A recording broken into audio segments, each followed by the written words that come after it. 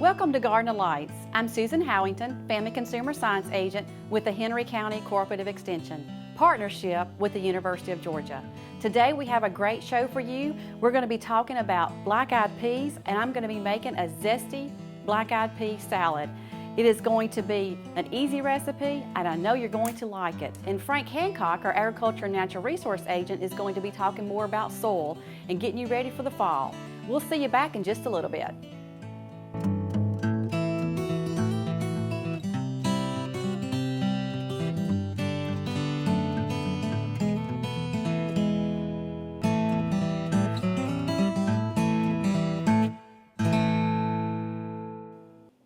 Welcome back to Garden Delights. We're going to have a great show for you today, and we're going to talk about black-eyed peas. We're going to make a zesty black-eyed pea salad, but I want to talk a little bit about the black-eyed peas. We say peas, but they're really beans, and they're a great source of fiber. So, you know, when we're talking about the nutrition part of our beans or any kind of vegetables, think about how great the nutrients we're going to get from whatever we're eating. But the black-eyed peas are a great source of our fiber. They're also a great source of the B vitamin, which is a very good vitamin that we need to make sure. B1 exactly is what the vitamin I'm looking for as far as what's in these peas. And also they are a great source of potassium. They are great sources of minerals in them. We are also looking at low sodium, low fat, cholesterol free. All these to me play a big part in making these a very healthy part of our diet. So I hope if you haven't been eating black-eyed peas anytime soon, you put them into your diet pretty soon because they're so good for you. About a half a cup is around, you know, guesstimate around 70 or so, but if you eat a cup, and that's about the average if we're going to eat peas, is about a cup. So you're eating around 130 calories, which is still not bad because I said it was like low fat, low sodium, cholesterol free. The good thing about the fiber, it also reduces our cholesterol, and it also helps with our blood sugar. So that's a good thing about these peas also, is the fiber part of it. The peas, when you're going to select your peas in the grocery store, for our recipe today, we chose canned black-eyed peas. And of course, I did choose the ones that are very low in sodium. And so you want to look at that because the cans that you buy in the store, you need to look at the sodium part because some of them are going to be very high in sodium. And if you're trying to keep your sodium down, you want to look for cans that say no sodium or low sodium. Now, if you want to go even further with that, you could buy the dried beans. That way you have your own way of cooking those dried beans. You know what's in them, and you also know that you're keeping them low in sodium. So you could do the dry beans, and you have to go through the process of cooking them and dry, you know, as far as soaking and going through the process, so it'll take a little bit longer. But for today, we're speeding it up just a little bit by using the canned black-eyed peas. So that's what you want to look for as far as when you're selecting those. Now, when you're storing those, you want to make sure that you keep your cans in a cool, dry place in your home, but also when you're buying dried beans, look at them real close, and usually they're in a plastic bag that's clear where you can see through them. Make sure you have good beans that are intact. You don't have a lot of split half-in beans because that tells you maybe the beans have been dropped. Also, you want to make sure you don't see any shriveled beans because if you do, that means that maybe they've gone too far with the drying part of it, and they won't be as good when you're soaking them, getting them ready for your whatever you're going to cook them for. So when you're doing the storage part of it, that's very important when you're selecting those peas when they're dry. And so those are good things to think about. Also, just remember that put some beans into your diet because they're such a great source for us as far as our fiber, and they're also a great source of potassium and other good nutrients that we need in our body. And we're always looking for cholesterol free, at least I am, so just think about that also with your black-eyed peas. Just from that, we know people hear about black-eyed peas, and they always think about New Year's and bringing in the new year, and it's going to be good luck. But you know, black-eyed peas need to be thought about all year round because they're such a good source. So when you're thinking in the new year and you think about black-eyed peas, think about how you can also incorporate them through the year as far as a good source for your nutrients and nutrition for you too. We'll see you back in just a little bit, and we're going to talk more about how to make that zesty black-eyed pea salad.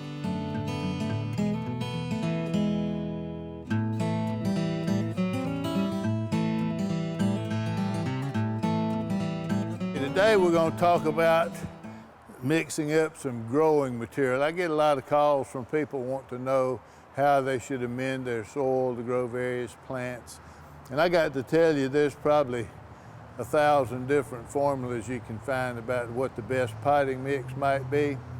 But I tend to like to use a little bit of dirt in my potting mix. So the problem with that is, as you know, where we live, our dirt is got a lot of clay in it. And so even though this is pretty good soil here, the clay content is such that it's going to be, it will leave a hard crust. It'll be hard to be penetrated by the water. In fact, in some of our garden situations, you can decide if you want to grow something or make bricks. So this is some of this same soil that add a little moisture to it, and it turns out this way. So that's not good for growing plants. And so we're going to make some amendments to this soil. And I'm just going to mix up a pot full here to show you how you could do this. You can do it on whatever scale you'd like to do it on. But what I've got here is some screen topsoil that we're going to use. So I'm going to add some topsoil into this container right here, and pick out a couple of rocks I had blocking the holes in that. And then I'm gonna mix this up good, get out anything in it that I don't want to be there. Like I think that's another little rock right there.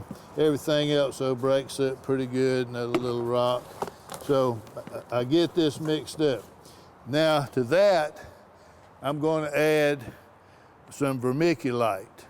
So about the same volume of vermiculite that I've got soil, and we'll mix all that in good and get ready to do this mix. Now I'm also going to cut it with a little bit of sphagnum peat moss. Sphagnum peat moss has a low pH, so when you use sphagnum peat moss, you got to be sure that you've got that you add enough lime to the mixture so that you can. But sphagnum peat moss absorbs a lot of water. It holds a lot of water. So now I've got my vermiculite, I've got my sphagnum peat moss, and then to that I'm going to add a little bit of compost. I've got some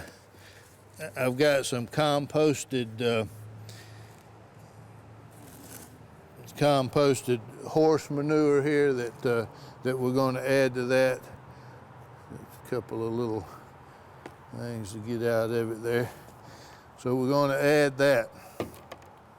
So I've got my soil, which gives me a little better base. When you use the regular potting soil, especially if you're going to grow your plants outside when you get finished, the dirt that we put in here gives it a little more consistency. It holds a little more water.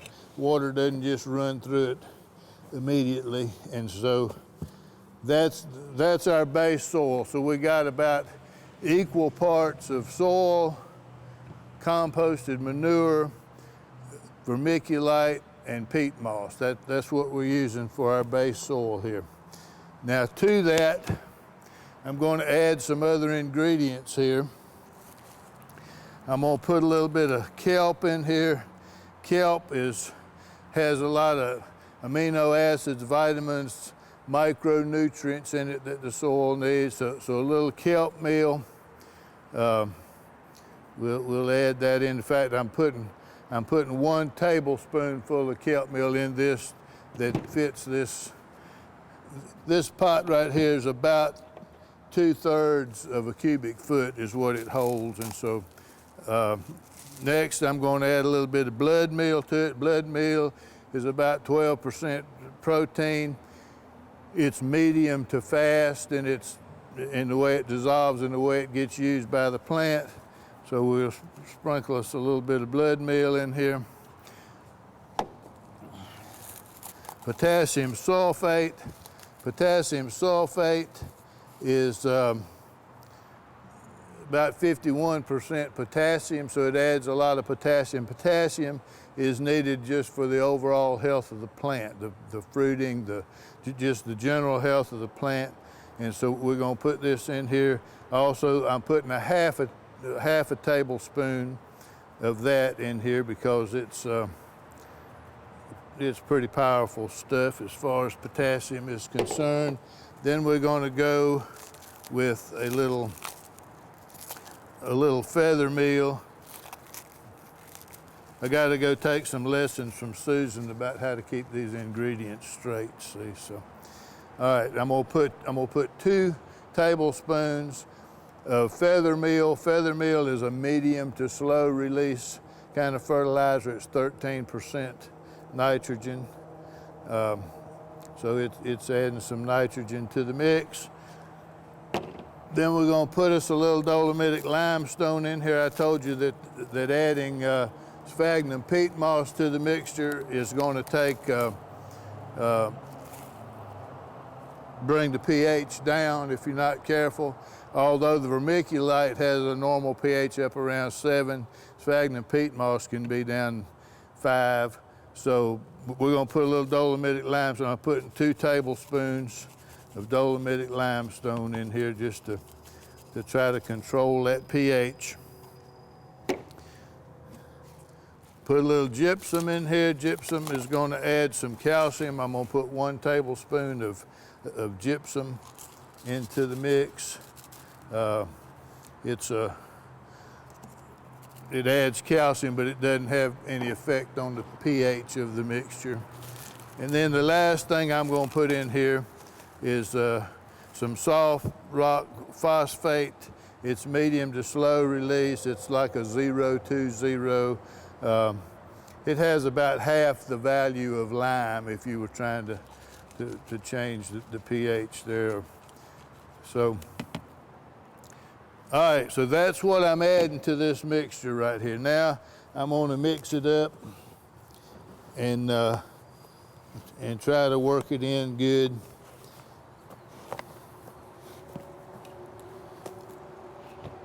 And you can kind of see maybe what that looks like there as we start getting it mixed up. What we're trying to do is put enough nutrients in here for this thing to grow a plant from start to finish without me having to do anything else to it. So I want it to have enough nutrients to do that. Now I'm going to take my pot and I'm going to add. This particular pot's got big holes in the bottom of it is the reason I'm doing what I'm doing next. So water can run through it pretty regularly and wash out some of my soil mixture. So I'm going to add some rocks in the bottom to kind of still let some moisture run out, but not as freely as it would be doing otherwise. So once we get that done, now I'm ready to take this mixture. If I can do it here without making too big a mess, I'm gonna put it in here. Let me see if I can't just pour this in here so you get to witness this on TV if I spill all my dirt.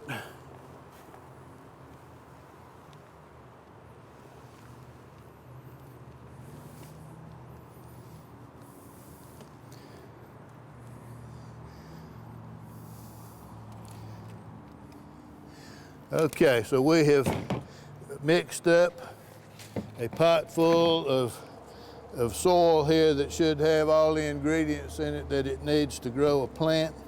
And the last batch that we made, I did a soil test on, and as you see from this soil test, all of the major ingredients are above the line. The pH was 6.3, so all of that is good to grow. If I was going to start a tomato plant in here, whatever I wanted to grow in here, I've got all the ingredients in there that I need, and I've got a soil consistency that's going to absorb enough moisture, give the root base a firm enough place to stand, not going to turn into a brick like we talked about earlier.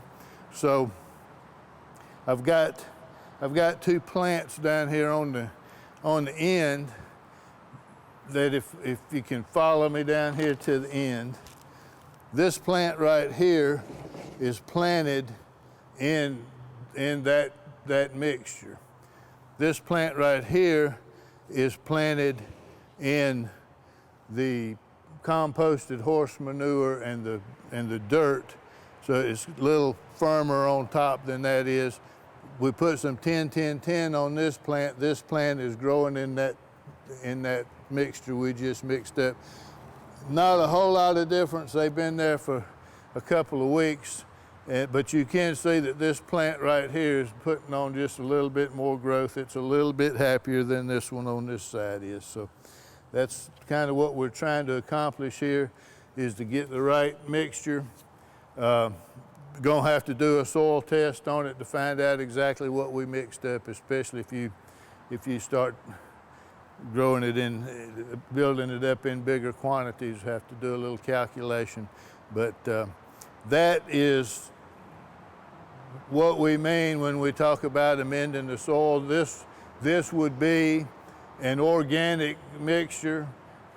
However, my soil is not organic that I started with, so it wouldn't be something you could have certified organic, but there's nothing in here that's not approved to be used as organic.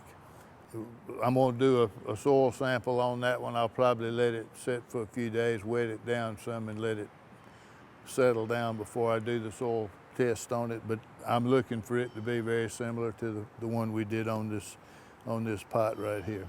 I learned how to do this from Susan because I got all these little cups and all my ingredients and my teaspoon of this, teaspoon of that. So I feel like what I should tell you is, you know, put it in the oven at 350 degrees for about 30 minutes and then throw it away and eat whatever was growing in it. So let's go see what Susan's up to.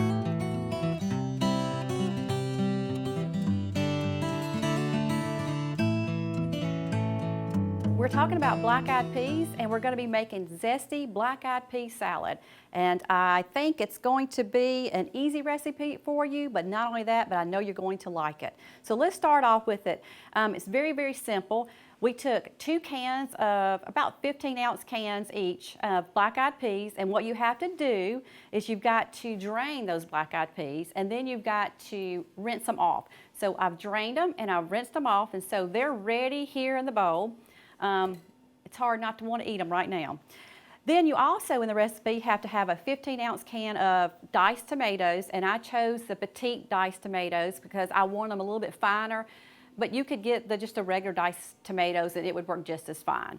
And then also you're going to need a 15-ounce can of corn, and I chose the corn that has a little bit of white and a little bit of yellow, and you could go all white or you go all yellow, either way, but I just wanted a little bit more festive on the look. And also I've already chopped up 2 tablespoons of finely chopped onions, so make sure they're finely chopped, so people that may not like onions, they really won't know what's in there, hopefully. And then also you need a tablespoon of minced garlic, so I have that already. And then just to make it that zesty taste that we're looking for, we're also going to incorporate a ½ a cup of reduced Italian dressing that we'll add to it. But one thing that I left out that we haven't added yet is you need a 1/4 of a cup of a bell pepper. So I'm going to go ahead and cut that up, and you're going to see I'm just going to barely cut the sides of this bell pepper off because my goal is to try to avoid getting the seeds. And I'm going to save this bell pepper for later. So I'm going to go ahead and chop it up, and I'm going to chop the bell pepper up also very small because some people, they don't like bell pepper. And I will tell you, one person in particular is my husband. He doesn't like bell pepper. I think he likes it mostly if it's cooked, but when it comes raw, he's probably not going to taste it. So sometimes I may leave the bell pepper out. So it's really up to you as far as that. And you can see that I only took just a little bit of that bell pepper because I know once I start chopping that this is going to add up real quickly to fill this 1/4 of a cup up. So I'm going to go ahead and dice these up, and I'm going to try my best to keep it really, really small. But I like it because it does give a little color to it, and I think that's important. Another thing I want to tell you too, if you like green onions, That's another way to kind of zest it up too, is to take green onions and use those instead of just a regular onion. So if you don't want to put the bell peppers and you want the color, you could put some green onions, which would really make it really tasty, but also give it that green look too that you're looking for.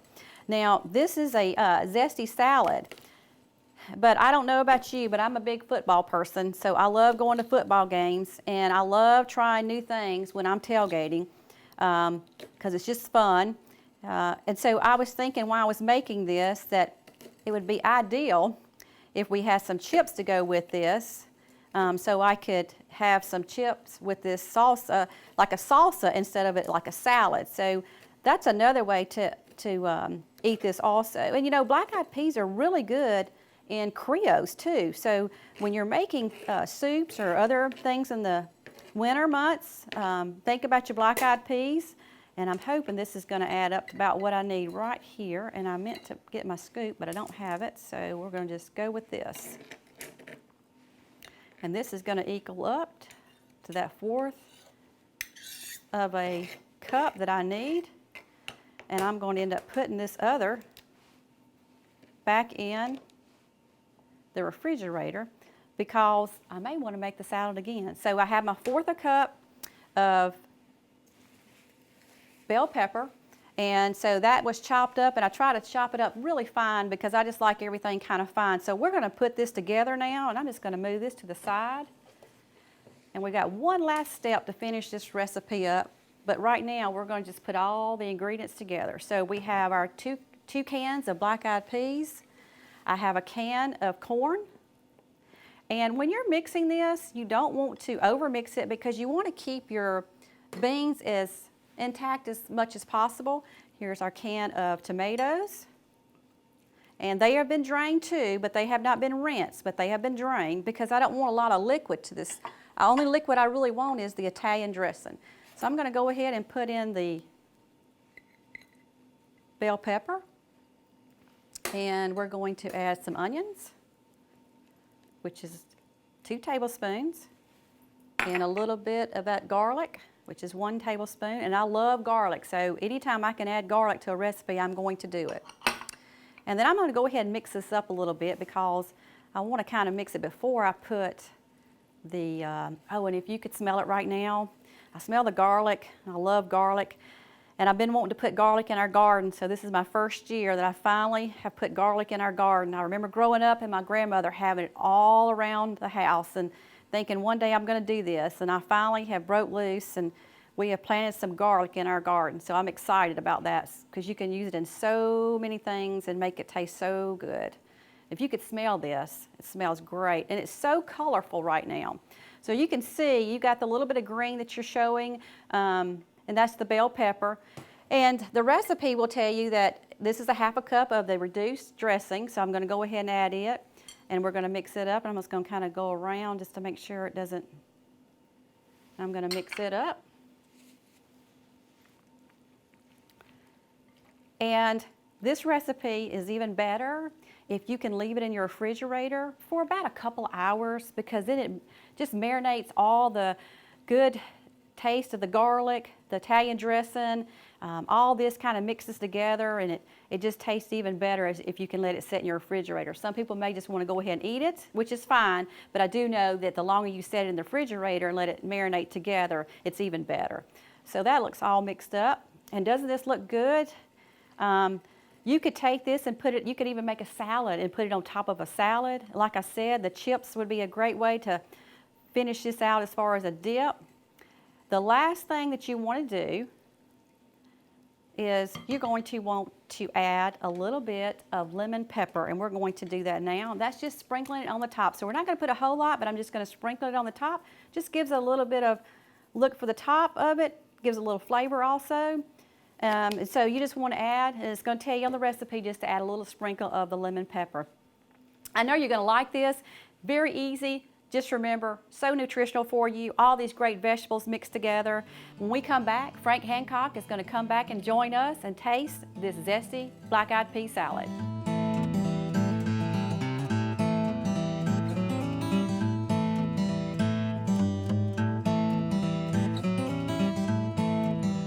Welcome back to Garden Delights. We have Frank with us, and we're going to try our Zesty Black-eyed Pea Salad. Frank, I know you're going to like this. It's my favorite part of the show. You know, black-eyed peas are pretty good. You know, you can dry them out, and they'll keep even if the electricity goes off. You can have black-eyed peas. You can. You're supposed to eat them New Year's, so bring you good luck. Look, good luck. But you know what? I was telling everybody, don't just wait till New Year's. Eat good luck all year round. That's right. That's my motto. Will you fix it? I eat it. I don't even look at the calendar before I do this. There you go. That's a good attitude. Good attitude. All right. It smells good. Of course, it has a lot of garlic in it, so you know me, I love my garlic. It's good. That's pretty good. Very tasty. It's very zesty if you want to see something zesty. That's it's what very I was good. going to say. I knew you was going to say that, Frank. It may not be quite as good as the dirt that I made this morning, but it's good. Just a little bit better than that dirt? Mm-hmm. Well, I think it's pretty good. Just if you're interested, look on that website and find this recipe because I know you're going to like it.